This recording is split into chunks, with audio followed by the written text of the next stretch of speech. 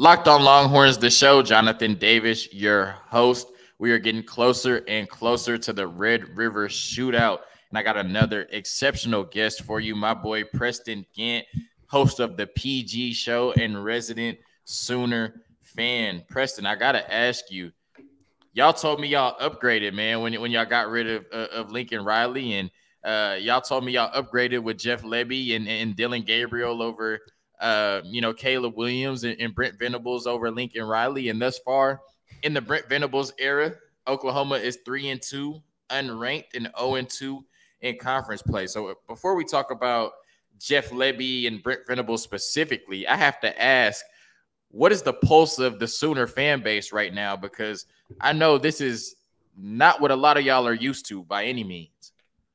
Yeah, no. So I just recently did a video on this because there's an interesting question that's floating around the fan base right now. And it's the question that a lot of people in the media had, and I think a lot of OU fans had, which is Brent Venables the right guy for the job? We saw this in the John Blake era where, OU hired on emotion. They hired, their guy, and it didn't turn out well. I do think this is going to be a different turnout from the John Blake era because of just who Brent Venables is, the staff that he brought in, and things like that. However, you've got to give it time because what a lot of OU fans were saying and what's been missed over is you've got to change the culture in this program. And the reason why it was an upgrade from Lincoln Riley was because you heard of things last year like in Bedlam where the guys were on the sidelines in that game texting, or they had their phones out in the middle of a game in one of your biggest rivalry games of the year. I wouldn't say it's bigger than Texas, but it's one of your biggest. And things like that can't happen. The strength and conditioning was soft. The way that Alex Grinch was running the defense, it works in a place like the Pac-12 where he came from, and you can obviously is working now. It's not going to work here in the Big 12, especially with teams that are just a little bit bigger. They can get a little bit more talent. And then obviously you saw it when we went to the playoffs. You would just get dominated. And so it's got to be a complete 180 culture change here. You've got to be able to get guys in here and not do what you saw last Saturday where, oh my gosh, we're giving up 600 yards of total offense and just kind of slump their shoulders down. And, it's back to what it was last year. No, like they need to continue playing hard every snap, every down, understanding that you're never going to be perfect, but you will always progress. And that's what Nick Saban has instilled in his program so well. It is we're never going to be perfect, but there will always be something we can take from a game and progress on and get better at. And that's the kind of mentality that Venables and Bates and Chavis they're going to instill in this. Additionally, you're working with 40 new players, whether it's from the transfer portal or from the recruiting class, and along with the 40 or 50 guys that were already here anyways from last season. So it's hard to implement a new scheme when you're bringing in that many new guys that don't have chemistry with the old guys, and then you're implementing a new scheme for the old guys to learn. When there's not that chemistry there, it's harder. Talking to a couple of the guys on the defense, not going to name drop them because I'm not going to call out players, but they have talked about specifically how their communication on knowing where to be and things like that is just not there yet, right? And that comes from being able to play with each other longer, develop that chemistry, and understand Brent Venables' schemes. So I don't know if maybe, Ted Roof and those guys need to bring it down a notch in terms of the defense and make it a little bit more simple as these guys learn how to communicate with each other and play with each other on the field, because we're playing a little bit harder of a competition. You don't have room for mistakes, as we've seen in the previous 2 weeks. So it will get better. It is an upgrade, but it's not a rebuilding year. I've heard a lot of OU fans say, we're in a rebuilding year. No, it's not a rebuilding year. OU is one of those programs where we retool, right? Alabama does the same thing. You retool. You don't rebuild, right? Rebuilding is what you would expect Baylor to do or Oklahoma State to do or whatever. No, we're able to go out there and get the top tier talent every year. That's just retooling. So we're not in a rebuilding year. However, we are in a year where we're changing the culture, and it will happen, but it takes time. As far as the offense goes with Jeff Lebby, his system is super complicated. You see receivers go out there and they don't look like they're running their routes right. Again, it takes time for them to learn this offense, learn the scheme. Remember, this is only this coaching staff's 5th game together.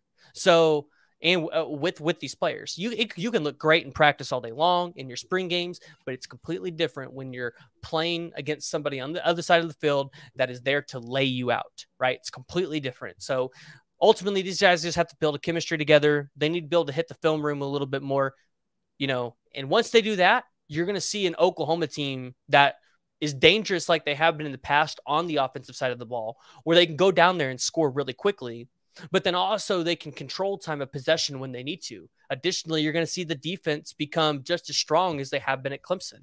One thing to note, Brent Venables at Clemson took 2 years before that Clemson defense became any good, right? He has to be able to get his own guys in there. Luckily, he was able to partially do that in this last recruiting cycle, and he's able to do that now in 2023. And in 2024, that's when OU really expects to have the good recruiting cycle, that one that's potentially a top 3 recruiting class. So, but yeah, that's where we're at. And, the feeling amongst the players right now, there's a little bit of sadness because they really wanted to go out there and win a national championship. But however, they are ready to go back out there. They're ready to play hard. You hear the guys talk about, hey, Brent Venables is the guy. Like, we love him. They love what he's doing for them, just not as football players, but as men off the field as well. So when you hear those kind of things, the program's going in the right direction. But because we're not used to something like this, it freaks a lot of Sooner fans out. Yeah, I have to say Sooner fans are definitely in shambles because I asked Preston the pulse of the fan base, and he gave me a 7-minute scouting report on the team. You know what I'm saying? I'm like, I ain't even asked about that yet, but all right, that makes sense. So as far as the pulse of the Longhorn fan base, I guess we'll say we're cautiously optimistic. I think that we came into the season with a lot of expectations, and after the way we played against Alabama, those expectations seem to be validated, right? When you play the number 1 team in the country at that point, I think they're back at number 1 now after Georgia almost lost to Missouri. When you play them to a 1-point game with your backup quarterback, it makes you feel like you can play with anybody in the country. And then subsequently after that, you don't play up to your standard against UTSA or Texas Tech, and you're able to escape UTSA with the win. You weren't as fortunate against Texas Tech, but then you come back and you take a 28-point lead on West Virginia and pretty much, in that game before it even starts. And so this is a Texas team that hasn't won back-to-back games yet. And so I think a lot of people feel as though this Texas team may be better than their record. They feel like they may have started off slow because you lose, Quinn Ewers, Isaiah Nayor, Junior Angelau, all serious injuries, especially to your starting quarterback.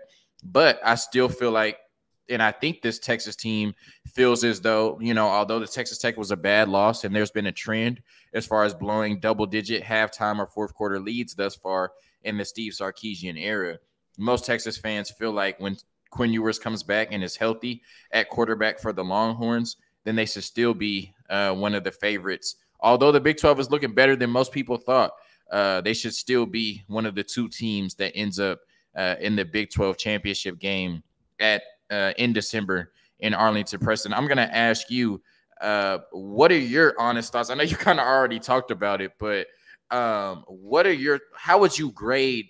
I know you said it's going to take time, and you could say that, about Sark last year when he went 5-7, right? Like, it's obviously you didn't expect to go 5-7, but it takes time to really put your footprint and your handprint on a program.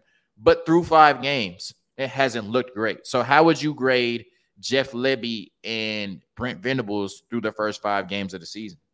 Yeah, so I'm going to break it up. The first 3 games, I would give them about a B. I thought they did some good things, but it was really hard to tell where the team was at because things that we were hearing from the locker room and from the coaches, it's a very vanilla offense, very vanilla defense. We're not ready to open up the playbooks yet, right? So I'd give it a B just because we weren't really able to see what the team looked like at full capacity like we normally would, right? And it's understandable, right? As a new coaching staff, you want to hold your playbook a little bit because you don't want to give tape to the Kansas States and the TCU and the Texas before you have to go play them. Now, the last 2 games, I give them an F. because the play calling doesn't make sense, right? Specifically about the defense, I don't understand the 3-3-5, especially against Kansas. It doesn't make sense to me. You're incentivizing the defense to run the ball, but you don't have the right personnel to be able to go out there and effectively run the 3-3-5. Now, I'm not a coach, so maybe I'm wrong. I don't know what the thinking in that locker room is, but when you look at it, Isaiah Coe is the only true nose tackle on this team, right? Jalen Redmond, Jeffrey Johnson, those guys are not nose tackles. So Isaiah Coe can't play the whole game. Additionally, your Deshaun White at the cheetah roll, it looked good the first 3 games, but these past 2 games have showed that he might be better as a linebacker, and it might be better to put a true freshman in Kanak at that cheetah roll. I don't understand why we're not seeing some of these really talented freshmen on the field. Again, not being a coach in that locker room, I might not understand the reasoning why, but Robert Spears Jennings, I feel like he should be playing in the secondary. I mean, he's really talented. Look at how far he moved up in the 247 rankings in, those last couple months. All right. He was a highly recruited guy in those last couple months by several schools. And so that on the defensive side, that's kind of what, has just drove me crazy. On the offensive side of the ball with Jeff Lebby, and you saw this with the Kansas State game, he is trying to come out a little too conservative, trying to think, okay, like, what am I going to be able to get away with in this game?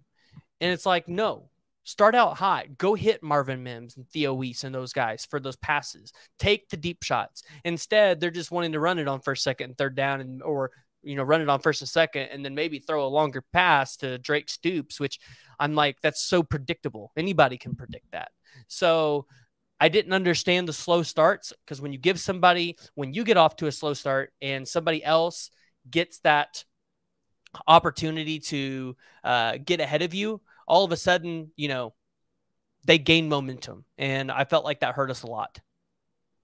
Yeah, definitely. A quick word from Underdog Fantasy, and then we're going to talk about the 4 potential quarterbacks that might start in this game. Crazy stuff in the Red River Shootout on Saturday. This episode is brought to you by Underdog Fantasy, the easiest place to spice up college football. It's easy to play and available in over 30 states. Just pick between 2 and 5 players across any team, not just your team, and decide if they will finish higher or lower. One of the easiest fantasy to play games out there, and you can win cold hard cash in a single game. Sign up with the promo code Locked On, and Underdog will double your first deposit up to $100. Yes, deposit $100 and get $100 free. Go to UnderdogFantasy.com or find the Underdog Fantasy app in the App Store / Google Play Store. That's Underdog Fantasy, promo code Locked On. Get in on the college football pick'em action today. All right, Preston. So Dillon Gabriel, the transfer from UCF, has started the first 5 games for the Sooners, but was knocked out on a vicious and dirty hit, in my opinion, in the TCU game. And there's some question about whether he might start on Saturday. So talk about Dillon Gabriel, what he's looked like through the first 4 and some change games for you all, and then talk about what this Oklahoma game might look like. This Texas-Oklahoma game might look like for you all if you have to start the backup. Yeah, so I don't like the criticism that Dillon Gabriel has got over the past 4 weeks. I get it. He misses passes sometimes that make you go, oh my gosh. But on the whole, this guy is throwing for 63.9% completion percentage. He's thrown for over 1,200 yards, averaging 9.1 yards a play. He's thrown for 11 touchdowns. And mind you, this guy has been able to show off his running skills as well.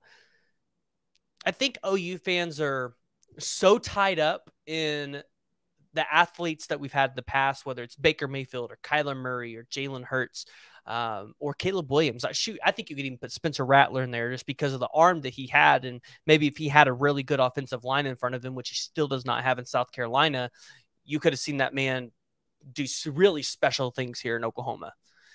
Dillon Gabriel, I would think, is a tier below them. And I think OU fans don't see, I don't think they see the difference, and they expect Dillon Gabriel to be those guys.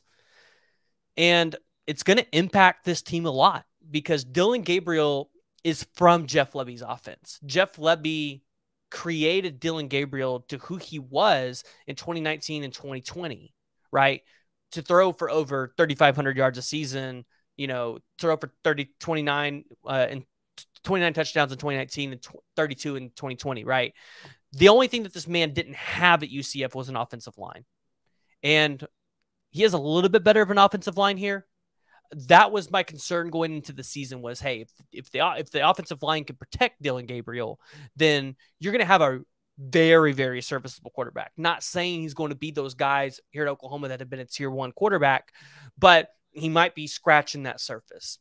And I was really excited to come into this OU Texas game and see these matchups, right? The Quinn Ewers versus the Dillon Gabriel, the Theo Weiss versus Xavier Worthy, or Marvin Mims versus Xavier Worthy, or Nair, or Drake Stoops versus, what's his name? Jaleel Billingsley, the tight end, right? Because you guys had a really good year from the transfer portal, plus what you guys were able to retain from last year in Xavier Worthy and Bijan Robinson.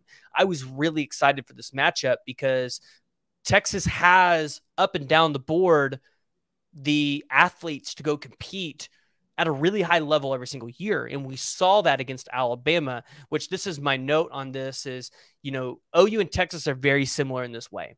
They play to their competition. And usually after they play a very emotional game like that, you usually see them follow up the next couple games with a loss because that's just who they are. Both OU and Texas are suspect of that every single year. I look at it when we come out of that OU Texas game with a win, and I'm just like, when's that loss coming? Because, that's just who OU is. And, I've seen multiple years through Texas. They go through an emotional game, whether they win or lose, and then they're trying to ride that high. They think they're playing better than they are, and then they play down to their competition. And that's something that is a cultural fix for both programs that I think is going to be pretty hard to fix. I mean, yeah, I'm sad. I'm sad that, we're not going to get to see Dillon Gabriel. I don't feel like he's going to return, especially with all of the things that are circulating around college football and the NFL with concussions, with what's been going on with Tua and the Miami Dolphins. If Dillon Gabriel plays in this game, I would be very suspect that if he gets hit again, you're going to see something similar like that. Additionally, I'm a little worried for Quinn Ewers as well. I'm hoping that the Texas staff really does think he's ready to return because what I saw in that Alabama game is very similar to what we saw with Sam Bradford, where, and we brought him back too early. He got hurt in that OU Texas game, and let's be honest, his career was never the same again. So ultimately, like I'm just sad that the two offenses are not going to come in at full health, full strength, and be able to come in there and just up the score a little bit. Ultimately, I think if Dillon Gabriel doesn't play in this game and you have to go with Davis Bevel or General Booty, it's going to be a slow offense, and especially against a Texas defense that is extremely athletic and has the talent to go out there and to compete with the best athletes day in and day out. No, I absolutely agree. And it's a shame that, like you said, you have to talk about, Quinn Ewers probably coming in after missing the last almost 4 games, and then Dillon Gabriel possibly missing this game. And that's the matchup we talked about all offseason. But really, you just want both teams to be at full strength, right? You want to see teams be able to battle it out on the field, and you don't want those what ifs, right? Texas, in their last 2 games against Alabama, has a what if, right? And we'll always have that what if. I don't want Sooner fans, after we beat them on Saturday, talk about, well, Dillon Gabriel didn't play. I don't want to have that conversation. But when you look at Texas's quarterback situation, I think it's, it shouldn't be a question, but I think Hudson Card played well enough to make it a question. Like you said, they talked about a 4 to 6 week injury, and although it's been 4 weeks, it's been less than a month since Quinn Ewers got hurt. And when you talk about the amount of pain that he was dealing with in his non-throwing shoulder, I would assume that he's still going to be in pain next week. And so I think he'll be healthy enough to start, and I think he gives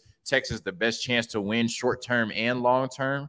But I also, am concerned, is he going to be 100% healthy? Is he going to be rusty? And, say what you want. I know Alabama is huge, but to a lot of people, Oklahoma is still the biggest game on the schedule every year. At worst, it's second, right? And so this is still a must-win game for both teams. I think neither one of these teams can afford a loss in this game and still try to make it to the Big 12 championship with 7 more conference games ahead, or 8, or well, I guess 6 after this game. It'll be 6 more conference games after this game. So both teams need to get a win on Saturday, and I'm a little concerned that, Quinn Ewers has to kind of come in and be the savior, especially since you lost to Texas Tech.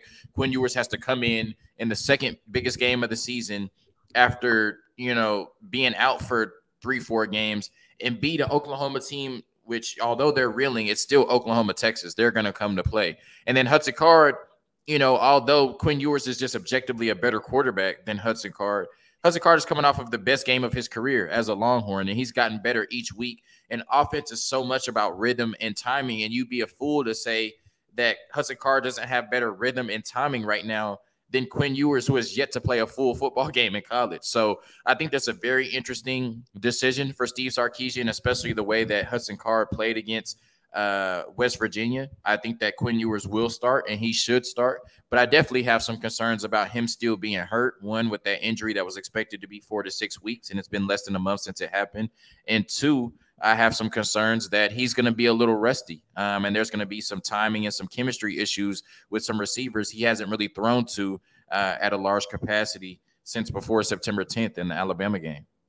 Yeah, and I'll say this, and I don't know if you agree with me. If I'm the Texas staff and I find out that Dillon Gabriel's not playing in that game, which if I'm Oklahoma, I give Texas this information right away. If I'm Texas, I don't play Quinn Ewers in that game. If Dillon Gabriel's not playing there, I know that Hudson Card is a serviceable quarterback, and that after watching OU struggle with Davis Beville at quarterback in that second half with TCU, that you should be able to go out there and win that game with just Hudson Card. So yeah, but then also at the same time, if I'm OU, I release that information because I think you have a better shot to win that game if Quinn Ewers isn't out there. But I think if you're Texas, you don't roll the dice and put Quinn Ewers in there if you don't have to. Now, if Dillon Gabriel's back at full health, then yes, you need to play Quinn Ewers, because that OU offense, as you've been able to see before, even though they have slow starts, they're going to come out guns blazing at some point, and you're going to have to be able to put up points with them. So it's just a decision that the staff's going to have to make, and I'm glad that we're not in any of those rooms to have to make that decision. Yeah, definitely going to be a very interesting decision. I'll say after the way that Red River went last year, you can't leave anything up to chance or take anything for granted. I don't care if General Booty, I don't care if Jackson Arnold is starting in this game. Start Quinn Ewers and put 50 on their head. A quick word from the Longhorn real estate team, and then we're going to talk about X factors for the Oklahoma Sooners and the Texas Longhorns. Dwell in Austin and Hill Country Mortgages have combined to make your Longhorn real estate team. And for all your real estate needs in the Austin area, make sure you're visiting www.longhornrealestateteam.com, because in a changing, more complex market, you need to work with the top professionals in Austin. Our data and information-driven approach gives our clients a significant advantage. Decades of experience in all market conditions make us able to achieve the best results for our clients, and our clients for years have outperformed the market, leveraging our proprietary research, information, and expertise, which is now more important than ever. Dwell in Austin and Hill Country Mortgages have combined to make your Longhorn real estate team. For all your real estate needs in the Austin area, make sure you're visiting www.longhornrealestateteam.com. Hill Country Mortgages, LLC, NMLS 2324262. Jonathan Sarver, NMLS 993872. Equal housing opportunity. All right, Preston. So I'm kind of gonna, put you on blast a little bit. I'm sorry, you're on Locked On Longhorns, so you're always subject to that. We were talking off the record before the episode, and he said if Dillon Gabriel doesn't play this Saturday, then Oklahoma has no chance. He's not saying anything crazy. They didn't have a chance when Dillon Gabriel was going to play, and I'm sure he's not saying anything that Oklahoma fans don't already believe. But this is still Red River. It's a decade's worth of one possession games, regardless of the ranking or the current status of the team or the talent level, right? It's just a game that both teams are going to get up for, and we're going to see that on Saturday, regardless of who's starting at quarterback for the Sooners. So if Oklahoma is to win this game, who are two X factor, or who is an X factor on each side of the ball? And what is one matchup that they're going to have to exploit to win this game, Preston? Yeah. So I'm actually going to give you two X factors on the defense because there's really two here. First one is Ethan Downs on the defensive line. There was a lot of hype for him at the beginning of the season for what he could do and what he could be. He spent a whole summer with Smitty. He got bigger, he got faster, and quite frankly, he has not performed to the level that we thought he would. Nobody has on that defense, but go ahead. Well, I mean, Reggie Grimes and Jeffrey Johnson have been superstars on the defensive line for us this season, but they've been about it on the defensive line. I would think Ethan Downs, he needs to be able to come off the edge and get to whoever Texas puts at quarterback right away.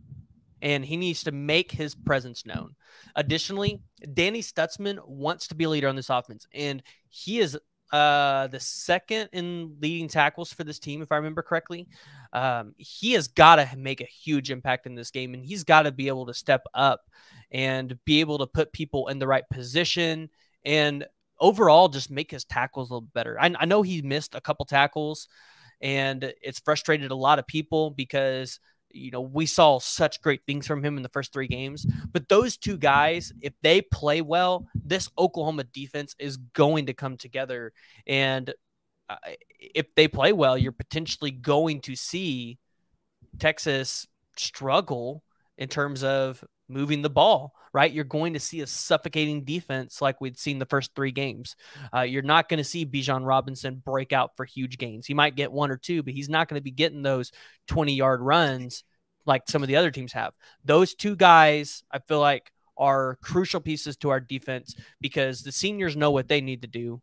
And Jeffrey Johnson, Jalen Redmond, those guys know what they need to do. They're going to go out there and take care of business. I need those 2 younger guys to really step up and really make their presence known because they've been missing the past 2 weeks.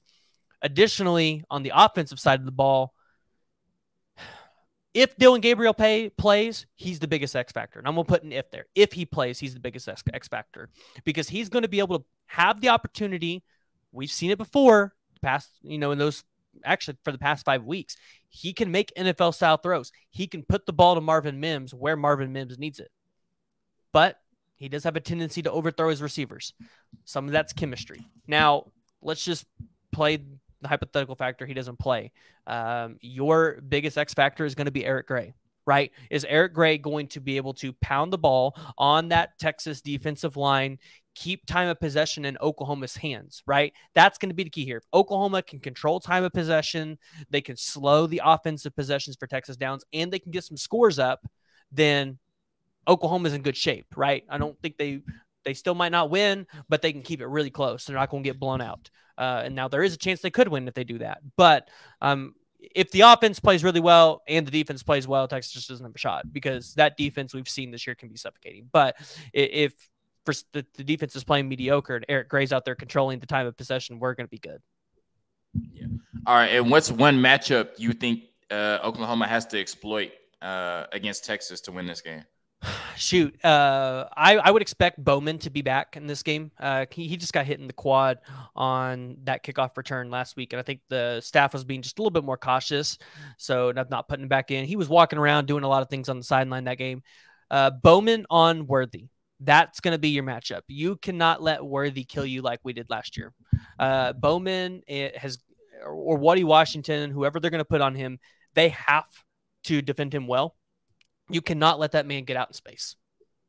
Yeah, no, that's a great answer, and I'm going to segue that into my offensive X factor, which, of course, is Xavier Worthy. Right? We have been waiting all season for Xavier Worthy to have a game, and he had his game against West Virginia right on time, right, with 2 receiving touchdowns and then the passing touchdown to JT Sanders. And there was a couple times that Hudson Card missed him. He could have had an even bigger day, but definitely his coming out party was OU last year, taking the first play of the game from scrimmage to the house. And I think that from what I've seen from the Oklahoma defense is a lot of miscommunications. They really just haven't been able to cover the spread or the receivers, right? They just can't cover it all. So I think that Sark is one of the best, offensive minds in college football. And he especially specializes in taking advantage of mismatches and miscommunications. And I think that Sark, with the weapons he has, can do that. And the one player on this offense that can do that better than anybody, better than even Bijan Robinson, because he can attack all areas of the field. Obviously, you're not going to send, Bijan Robinson on a go route, is Xavier Worthy. I think Xavier Worthy changes how this Oklahoma defense has to defend this Texas offense more than any other player on the offense will on Saturday. And as we saw last year on, probably a more sound defensive unit up until this point, maybe not better coached or, better players, but a more sound defensive unit, he was able to get it off, and Texas jumped out to an early lead. And I think from what I've seen from this Oklahoma defense, he'll be able to put up a good amount of receiving yards and a couple touchdowns on Saturday as well, especially if Quinn Ewers comes back and starts. On the defensive side, if Dylan Gabriel doesn't start, but even if he does start, I think that Oklahoma is going to try to rely on the run game a little bit more than they have in previous weeks. You mentioned Eric Gray, and that's why my X factors on the defensive side are going to be Jalen Ford and DeMarvion Overshown. And I got two, and I just think that our linebackers in the run game, they've been outstanding. Jalen Ford did not have a tackle against ULM in the last 4 weeks. He's had 51 tackles. He's been all around the ball. I think DeMarvion Overshown has just been our best player on defense, period, not only in the run game, but being used as a pass rusher, as a chess piece as well. I think if they can play downhill and limit that run game and not allow Oklahoma to win the line of scrimmage on the offensive side, I don't think that Oklahoma will have too much to write home about in the passing game.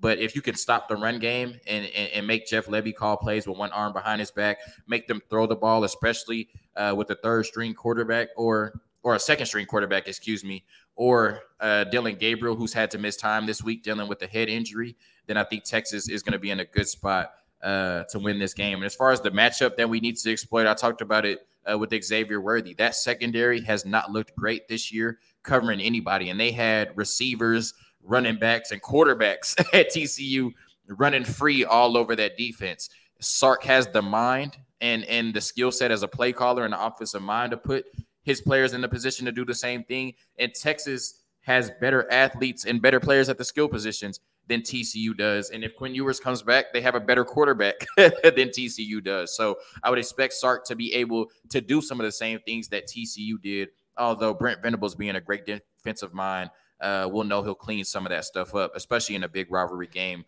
like this. But I don't think he'll be able to clean up everything in the span of 7 days. Yeah, it just depends, man, because this team was playing really well the first 3 weeks. And it just seemed like, okay, so the week that we lost to Kansas State, they had some pretty just rough practices that week, which I definitely think did not help, right? Going in and, being able to game plan. So, and I think that kind of has just bled over a little bit. And so I think, you could see them potentially get back to the way that they were playing. If they get back to the way they were playing the first 3 weeks, if I'm the Texas offense, I'm a little concerned because, again, how crafty Brent Venables could be on the defensive side of the ball. You did mention something. It's the athletes. Sorry, I've got Invisalign in now, and I can't hardly talk. It happens to be all the time. I know. The athletes that Texas has compared to Oklahoma. Historically, Texas does have better athletes, right? They do have higher classes because it's just Texas. It's more so the development. I don't feel like the development for the past 15 plus years has been there for Texas, and Overshown. I don't feel like Overshown has been the player that we thought he would be at Texas. He was dang near a 5-star recruit. He was I think a top 75 player, if I remember correctly, in that class. Yeah. What it changed, he came out as a safety, though. He changed his position to linebacker. So, that has something to do with it. It does, but I just thought your development point is right, though. You're right about the development. The classes, the teams that have perennially had top 3 classes have had a lot more success than teams like Texas. Yeah, which, and again, I do think Texas is going in the right direction, and it might be tough. You guys might only win 7 or 8 games this year, because I do think for both Texas and Oklahoma, that stretch of Baylor, Oklahoma State, and Kansas is going to be tough. And so... And we haven't played Kansas State yet, or TCU. Yeah, I think you guys have the right personnel to be able to shut down Kansas State and TCU. Kansas, though, I think is a different story because I think Kansas has their offensive line. Oh my God, their offensive line is just so good. They've only allowed 2 sacks through 5 games this season, 2 sacks. And then they allowed one of those last week, and the other one came in the first game or something like that. So I think Kansas is really good this year. I think Lance Leipold has that program going in the right direction. But it's in terms of the development for the Longhorns, I think you guys are going in the right direction. Sark definitely is trying to change the culture there. Again, it takes time, right? Especially for a program like Texas where they've kind of been down. You really got to weed out those guys that were not Sark guys. You've got to weed them out of the program. And you know as good as well as I do, that's going to take time. It's hard. There's going to be some rough patches. But the thing that I think Texas fans should look at is you don't want to take moral victories, right? I don't think anybody should take moral victories, but you should look at where you were at with Alabama. Alabama played their worst game of the season, probably what we will see their worst game of the season. And Texas played about their best game of the season. And, you guys were able to play at their level. Like, you guys were right there with them. And I have no doubt in my mind, if Quinn Ewers played that game, you guys probably would have won. Now, unfortunately, I don't like when OU fans do this. What if, they were doing this against Kansas State? Oh, well, if Dylan Gabriel would have hit this pass, we would have won the game. No, because then your defense would have had to go back out there, right? If Quinn Ewers is in that game, he makes a couple more passes. You never know. Maybe Bill O'Brien changes up his play calling at halftime and Bryce Young just goes off. I don't know. But what Texas fans can look at is, hey, you look at that game, you look at how hard your players play, look at how they're building throughout the season off that game, right? Are they going to continue to ride the high, or are they going to look at it and progress better, right? Normally what we've seen from Texas is they go play a team really tough. They're told how good they are, and then they come out and just stink it up right after. I want to see a Texas team that is more disciplined and comes out every single week and does not play like they just played Alabama. I want to see them start over every single week, and I want to see them progress, and I want to see the players get better, right? That's how Texas will truly become back, right? And slowly you'll start winning more and more games. And that's what OU is going to have to do. Now, I think it'll happen a little faster because I think the foundation was at least a little better than what it is at Texas. So I think you'll probably see OU in the next 2 or 3 years be back in the college football playoffs contending for a national championship. I think Texas is probably still 4 or 5 years away because I think Sark needs a full 4 years to get all of his guys in that program, especially on the offensive side of the ball, to be able to implement what he wants to do. Texas has got a lot of really good things going for them. They do. Now, the question is, can the boosters stay out of it? No. All right, I'm going to ask you, Preston, I'm going to ask you before we get out of here, and you can give me 2 different predictions on the game based on 2 different starting quarterbacks if you want to. People do like to pull receipts on these shows. But I have to ask you, your thoughts on the game. Who wins the game, Texas or Oklahoma, and what's your score prediction? Yeah, so I was actually doing some homework on this earlier, and however you want to look at it, OU has played since 2010. They've played Texas 13 times. One of those was the Big 12 championship game. If you want to take that one out, they've played 12 times in the Red River rivalry. OU is 9-3 in those matchups. Only one of those has been a blowout. Primarily, if you look up and down the board since 2010, these games have all been one-score games. And I think you and I talked about this at the beginning of the season. This is a very hard game to call because OU could come in with no wins. Texas could come in with no wins. The other team could be undefeated, and the team with no wins could win the game and look like the better team because it's a rivalry game. If Dylan Gabriel plays, I think Oklahoma comes out on top. I think they just have I think they have Texas's number. I think the game is a little bit more in points. Again, you're going to see the issues with the Texas defense, but I think OU can put up the points to keep ahead of Texas. And I think they win 48-45, which has been a score that we have seen several times in the past in this game. Shout out Gus Johnson in the earthquake code. If it's Dylan Gabriel doesn't play, but the defense plays well, I think Texas wins this game probably 42-35, 42-35 is too high. 42 to probably 27. All right. So I talked about on an episode earlier in the week, bucking the trend, right? Texas had won a game, then lost a game, then won a game, then lost a game. They haven't won back-to-back games this year. When were they going to buck the trend? And it has to start this weekend against Oklahoma and the Sooners in the Red River Rivalry. Well, we have to buck another trend. For, I think, almost the last decade, if not longer, this has been a one-possession game in each game every year.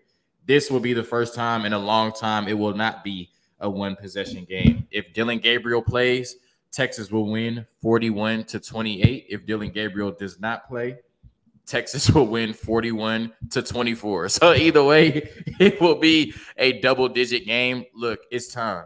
It was supposed to be time last year, and the way that Sark came out, we thought it was. And then we learned that he's not as good in the second half as he is in the first half. But I just think that you have to come back this year.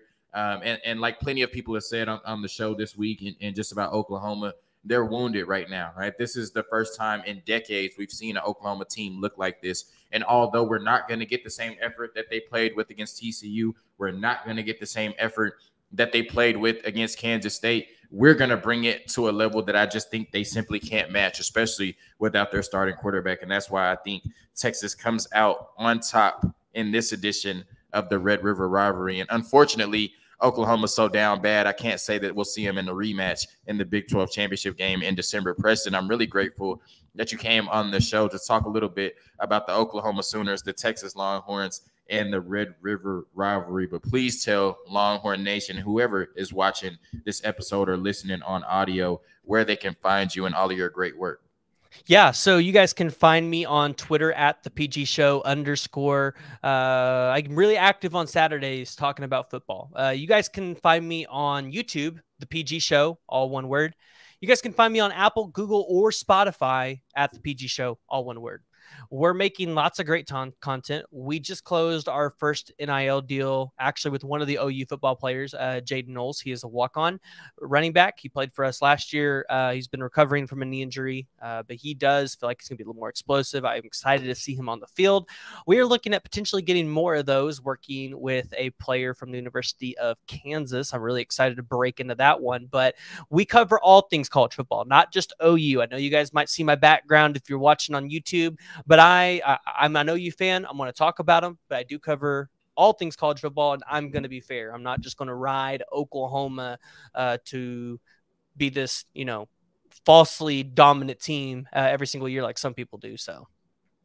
Yeah, and he can't this year with them being 3-2 and being 3-3 after the Red River Rivalry. But Preston, definitely somebody I admire in this business, and one of the best people talking about all things college football. So make sure y'all go check him out. Texas, we got to win this game. And I'll see y'all on Monday after we do. Hook 'em and peace.